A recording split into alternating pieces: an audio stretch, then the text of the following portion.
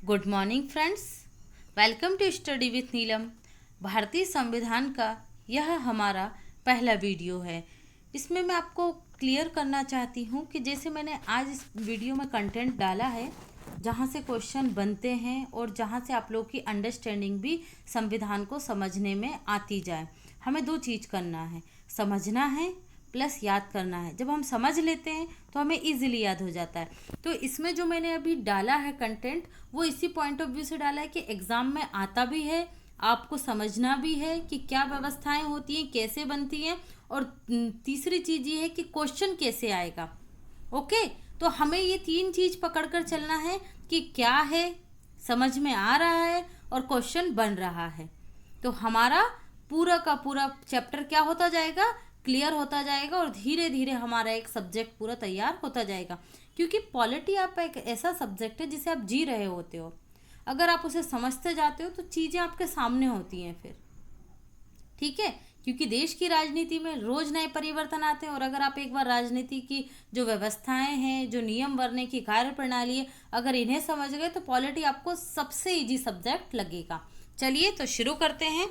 संविधान क्या है भाई? पहली चीज यही क्लियर होनी चाहिए कि संविधान क्या होता है, क्यों जरूरत पड़ती है। संविधान सरकारों के गठन, नागरिकों की व्यक्तिगत स्वतंत्रता, विशिष्ट वैधानिक गरिमा, सरकार के रूपरेखा और प्रमुख कार्य, राजनीतिक व्यवस्था, मूलभूत ढांचा और मूलभूत विधि, ये सभी शामिल होते हैं। किसी भी देश को चलाने के लिए संविधान मतलब विधानों का एक समूह की आवश्यकता होती है कि उस देश में किस प्रकार से नियम बनेंगे, नियमों में कैसा परिवर्तन होगा, व्यक्तियों को कौन से अधिकार प्राप्त किए जाएंगे, सरकारों का गठन कैसे होगा, वैधानिक प्रक्रिया क्या होगी, भाई कानून कैसे बनाए जाएंगे, सरकारों की रूपरेखा कैसी होगी, सरकार क्या काम करेगी, राजनीतिक व्यवस्था कैसी होगी, एक दलीय होगी या द्विदलीय होगी या बहुदलीय होगी, मूलभूत ढांचा उसमें क्या क्या शामिल होगा, है ना। एक राष्ट्र प्रमुख होगा, एक कार्यकारी प्रमुख होगा, उसकी हेल्प के लिए कौन कौन होंगे। इस तरीके से मूलभूत विधि मतलब जो देश की मूलभूत विधि है वो उससे प्रभावित नहीं होना चाहिए।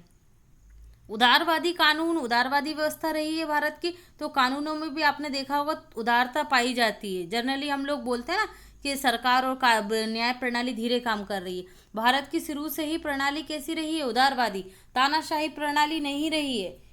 जैसे आप लोग अरब कंट्रीज में देखते हैं वैसी, या इस्लामिक राष्ट्रों में देखते हैं वैसी कठोर प्रणाली नहीं अपनाई गई है, सुधारवादी प्रणाली अपनाई गई है और उदारवादी, ठीक है। तो ये क्या होगा, नियमों का समूह जिससे ये सारे कार्यों को हम संचालित कर सके। उसके लिए हमें किसकी जरूरत होती है, संविधान की जरूरत होती है।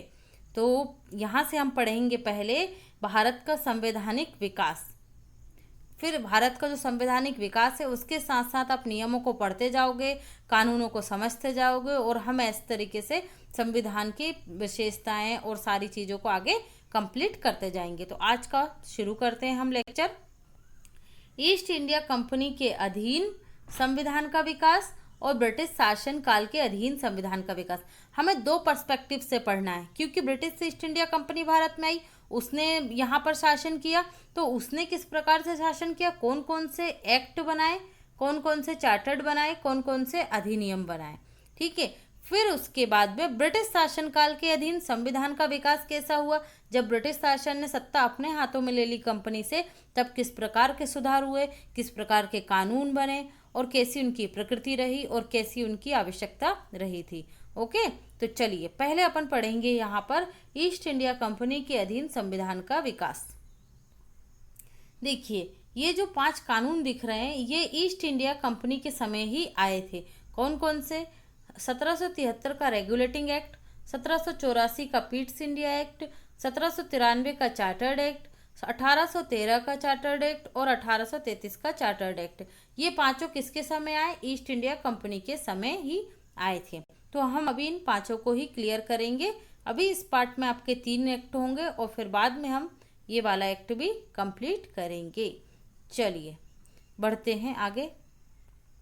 और ये भी रहेगा इसमें 1853 का चार्टर्ड एक्ट, 1833 का 73 का रेगुलेटिंग एक्ट, 1773 का रेगुलेटिंग एक्ट। देखिए, यह ब्रिटिश कंपनी का प्रथम प्रयास था। ब्रिटिश सरकार द्वारा पहली बार किसी कानून को, किसी अधिनियम को लाया गया था और प्रथम बार ये प्रक्रिया शुरू हुई थी कि कानूनों के तहत काम किया जाएगा। तो ये ब्रिटिश सरकार का क्या था, पहला प्रयास था। इसके तहत बंगाल के गवर्नर को बंगाल का गवर्नर जनरल कहा जाने लगा। जो बंगाल का पहले से गवर्नर था, अब उसका पदनाम बदल दिया गया। क्या कहने लगे, अब उसे बंगाल का गवर्नर जनरल कहने लगे। लॉर्ड वॉरेन हेस्टिंग्स, बहुत बार क्वेश्चन आता है कि भाई बंगाल का प्रथम गवर्नर जनरल कौन था, तो लॉर्ड वॉरेन हेस्टिंग्स। तो यहाँ पर आप देखिए बंगाल का प्रथम गवर्नर कौन था, तो ये कौन था, रॉबर्ट क्लाइव। रॉबर्ट क्लाइव, याद रखिएगा, प्रथम गवर्नर की बात कर रहे हैं अपन तो रॉबर्ट क्लाइव होगा, और प्रथम गवर्नर जनरल की बात करेंगे बंगाल के तो वॉरेन हेस्टिंग्स होगा। इसके तहत मुंबई में मद्रास के गवर्नरों को बंगाल के गवर्नर जनरल के अधीन कर दिया गया। देखिए यहाँ पर क्या बोलना चाह रहे हैं, ये जो मुंबई का गवर्नर था और जो मद्रास का गवर्नर था, ये दोनों ही अब किसके अधीन काम करेंगे, बंगाल के गवर्नर जनरल के अधीन काम करेंगे। पहले क्या होता था, तीनों प्रेसिडेंसियों में, इन्हें प्रेसिडेंसी कहा जाता था ब्रिटिश कंपनियों की, तो यहाँ पर इनके अपने अपने गवर्नर होते थे। बम्बई का अलग गवर्नर था, मद्रास का अलग गवर्नर था। लेकिन 1773 का जो रेगुलेटिंग एक्ट बना, उसमें किसका वर्चस्व स्थापित कर दिया गया, बंगाल के गवर्नर का, और उसे क्या कहा जाने लगा, बंगाल का गवर्नर जनरल। और ये दोनों प्रेसिडेंसियों के जो गवर्नर थे वो किसके अधीन आ गए, बंगाल के गवर्नर जनरल के अधीन आ गए थे। 1774 में फोर्ट विलियम कोलकाता में शीर्ष न्यायालय के रूप में उच्च न्यायालय की स्थापना की गई। उच्च न्यायालय का प्रावधान किस अधिनियम में था, 1773 के रेगुलेटिंग एक्ट में ही था। कब बना, 1974 में बना था। ठीक है, इसमें एक मुख्य न्यायाधीश था और 3 अन्य न्यायाधीश थे। इसमें जो प्रावधान किया गया था, कब बना था, 1974 में, ध्यान रखिएगा। फिर आता है, देखिए 73 से इतने ही क्वेश्चन बनते हैं जितने मैंने आपको बता दिए हैं। और अब देखते हैं हम लोग 1784 का पिट्स इंडिया। पिट्स कौन थे, ये ब्रिटेन के प्रधानमंत्री थे, इसीलिए ये उनके समय आया था, तो इसे क्या बोलने लगे, पिट्स इंडिया एक्ट बोलने लगे। इसमें क्या क्या पॉइंट से देख लेते हैं। 1773 के अधिनियम की कमियों को दूर करने, जो कमियां 1773 के अधिनियम में रह गई थी, उन्हीं कमियों को पूरा करने के लिए इस अधिनियम को लाया गया था। पिट्स कौन थे, ब्रिटेन के प्रधानमंत्री थे। भारत से संबंधित मामलों को ब्रिटिश सरकार के प्रत्यक्ष नियंत्रण में लाया गया था। किस अधिनियम के तहत, 1784 के पिट्स इंडिया अधिनियम के तहत। जो भारत से संबंधित मामले होंगे उन्हें कौन देख रहा था, कंपनी देख रही थी। अब वो डायरेक्ट किसके प्रत्यक्ष नियंत्रण में आ गए, ब्रिटिश सरकार के प्रत्यक्ष नियंत्रण में आ गए थे। बोर्ड ऑफ डायरेक्टर व्यापारिक मामलों के लिए, बोर्ड ऑफ कंट्रोलर राजनीतिक मामलों के लिए जिम्मेदार बनाए गए। भाई board of control board of director क्या करेगा, व्यापार से संबंधित मामले देखेगा, है ना। व्यापार के अलग अलग जो राज्य थे उस समय, उनसे अनुमति लेना, किस राज्य से कितना व्यापार करना, कितना कंपनी को मुनाफा करना और कितना ब्रिटिश संसद को या ब्रिटिश सरकार को भेजना। और राजनीतिक कंट्रोल मतलब यहाँ पर राजाओं पर क्या किया जा रहा था, कंट्रोल किया जा रहा था, उन्हें आपस में लड़ाया जा रहा था, किसको राजा बनाया जाए, किसको राजा बनाएंगे तो हमें कितने धन का लाभ होगा, इस तरीके से षड्यंत्र चल रहे थे। तो 2 तरीके से काम हो रहा था। जब 2 व्यवस्थाएं एक साथ काम करती हैं, एक व्यापारिक मामलों के लिए, एक राजनीतिक मामलों को, तो इसे ही क्या कहा जाता है, द्वैत शासन। तो इस अधिनियम से किसकी नींव पड़ गई थी, भारत में द्वैत शासन की नींव पड़ी थी, है ना, नींव पड़ी थी, अभी पूर्ण रूप से नहीं आया था। अगला पॉइंट देखते हैं। फ्रेंड्स, अगर आपको मेरी वीडियो पसंद आ रही हैं तो प्लीज़ चैनल को सब्सक्राइब कीजिए, वीडियो को लाइक कीजिए, शेयर कीजिए, कमेंट कीजिए, और इस वीडियो की PDF के लिए स्टडी विथ नीलम चैनल को टेलीग्राम पर ज्वाइन कीजिए। चलिए बढ़ते हैं आगे।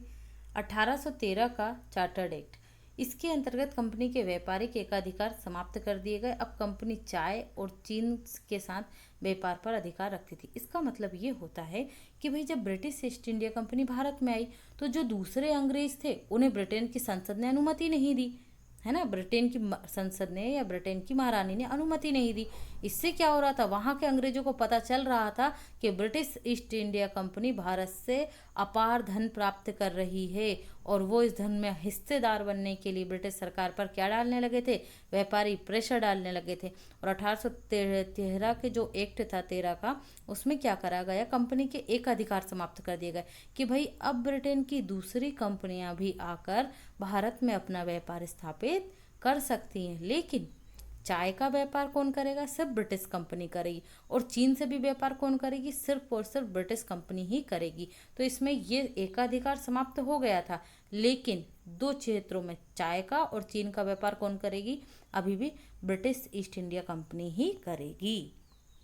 कोलकाता, मुंबई और मद्रास की सरकारों द्वारा बनाई गई विधियां ब्रिटिश के अनुमोदन के लिए अनिवार्य कर दी गई। देखिए क्या था यहाँ पर, ये जो तीनों प्रेसिडेंसियां थी, कलकत्ता, मुंबई और मद्रास, ये तीनों कोई भी विधि बनाए, कोई भी कानून बनाए, वो कहाँ जाएंगे, ब्रिटिश संसद की अनुमति के लिए जाएंगे।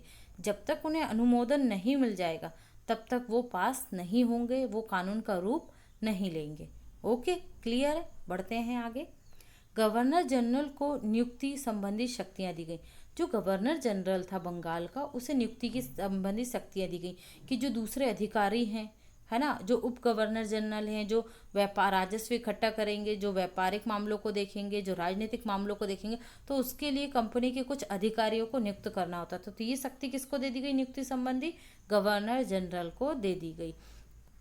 अगले 20 वर्षों के लिए भारतीय प्रदेशों में से राजस्व पर नियंत्रण का एकाधिकार दे दिया गया। किसको, ब्रिटिश कंपनी को। फिर से इसके अधिकारों में वृद्धि कर दी गई और बोल दिया गया कि अगले 20 वर्षों तक भारतीय प्रदेशों से जो राजस्व वसूला जाएगा वो ब्रिटिश ईस्ट इंडिया कंपनी ही वसूलेगी। यहाँ पर इम्पॉर्टेंट है ये चीज़, इस एक्ट में भारतीयों की शिक्षा पर 1 लाख रुपए की वार्षिक धनराशि खर्च करने का प्रावधान रखा गया। पहली बार जब भी आप शिक्षा व्यवस्था पढ़ोगे तो भारत में पहली बार शिक्षा के लिए व्यवस्था के लिए 1 लाख रुपए का प्रावधान किया गया था, और वो 1813 के चार्टर्ड एक्ट में किया गया था। ये आपको ध्यान में रखना है, ये पहला प्रावधान था। ठीक है, नेक्स्ट पॉइंट है, ईसाई मिशनरियों को धर्म प्रचार की अनुमति दी गई। तो भारत में जो ईसाई मिशनरीज थे, जो ईसाई धर्म का प्रचार करने के लिए आए थे, उन्हें किस अधिनियम के तहत भारत में प्रचार करने की अनुमति दी गई थी, तो 1813 के चार्टर्ड एक्ट के अधीन दी गई थी। निम्न, अब हम यहाँ पर जो हमने 3 एक्ट पढ़े हैं उनके अकॉर्डिंग क्वेश्चन देख लेते हैं, और जो बाकी के एक्ट होंगे वो आपके नेक्स्ट वीडियो में कंप्लीट हो जाएंगे। चलिए देखते हैं, निम्नलिखित में से किस अधिनियम के द्वारा बंगाल के गवर्नर को बंगाल का गवर्नर जनरल पद नाम दिया गया, कहा जाने लगा। तो मैंने अभी आपको बताया था ये क्या था, 1773 का रेगुलेटिंग एक्ट था। 1773 का रेगुलेटिंग एक्ट। बंगाल का प्रथम गवर्नर निम्न में से कौन था। यहाँ आपसे सिर्फ गवर्नर पूछा जा रहा है, तो आपको किस पे ध्यान देना है, रॉबर्ट क्लाइव पर, ना कि गवर्नर जनरल। अगर गवर्नर जनरल बोला जाएगा तो हमें क्या टिक करना होगा, वॉरेन हेस्टिंग करना होगा। क्लियर है, छोटे छोटे पॉइंट हैं, ध्यान से पढ़िएगा, ध्यान से समझिएगा, और कोई डाउट होता तो आप कमेंट कर सकते हैं। किस अधिनियम के द्वारा मुंबई एवं मद्रास के गवर्नर बंगाल के गवर्नर जनरल के अधीन हो गए थे। तो ये किसके हो गए थे, ये हो गए थे आपके 1773 के रेगुलेटिंग एक्ट के दौरान। इसमें प्रावधान किया गया था और ये दोनों प्रेसिडेंसियों के गवर्नर्स के अधीन आ गए थे। निम्नलिखित में से कौन सा कथन असत्य है, ये ध्यान देना है आपको। कोलकाता में 1774 में एक उच्च न्यायालय की स्थापना की गई। 1773 के रेगुलेटिंग एक्ट में कंपनी के कर्मचारी के निजी व्यापार नहीं कर सकते थे, इस पर रोक लगा दी गई थी। कोर्ट ऑफ डायरेक्टर के द्वारा कंपनी पर नियंत्रण हो गया था, है ना। कोर्ट ऑफ डायरेक्टर का क्या हो गया, कंपनी पर नियंत्रण हो गया। तो इसमें से क्या असत्य है, इसके सभी कथन सत्य हैं। ओके, देखिए क्वेश्चन इसी तरीके के आएंगे, जो मैं ऊपर बता रही हूँ वो सब आएंगे। इसलिए जो डिटेल आपको पढ़ाई जा रही है उसको पढ़ते हुए चलेंगे तो कभी भी आपका पॉलिटी का कोई क्वेश्चन गलत नहीं होगा, और आप पॉलिटी ऐसी समझेंगे कि आप किसी और को भी समझा सकेंगे। ब्रिटिश कंपनी के राजनीतिक और वाणिज्यिक कार्यों को पृथक पृथक किस अधिनियम के द्वारा कर दिया गया। राजनीतिक और वाणिज्यिक कार्यों को पृथक पृथक किस अधिनियम के द्वारा कर दिया गया था, तो 1784 के ईस्ट इंडिया एक्ट के द्वारा अलग अलग कर दिया गया था। किस एक्ट अथवा अधिनियम को भारत में द्वैध शासन व्यवस्था आरंभ करने के लिए माना जाता है? कि किस अधिनियम से भारत में द्वैध शासन व्यवस्था आरंभ हो गई थी? तो ये किससे हुई थी? पिट्स इंडिया एक्ट 1784 के द्वारा हुई थी, है ना। मैंने अभी बताया था आपको, इसमें क्या हो गया था, एक निदेशक मंडल बना दिया गया था।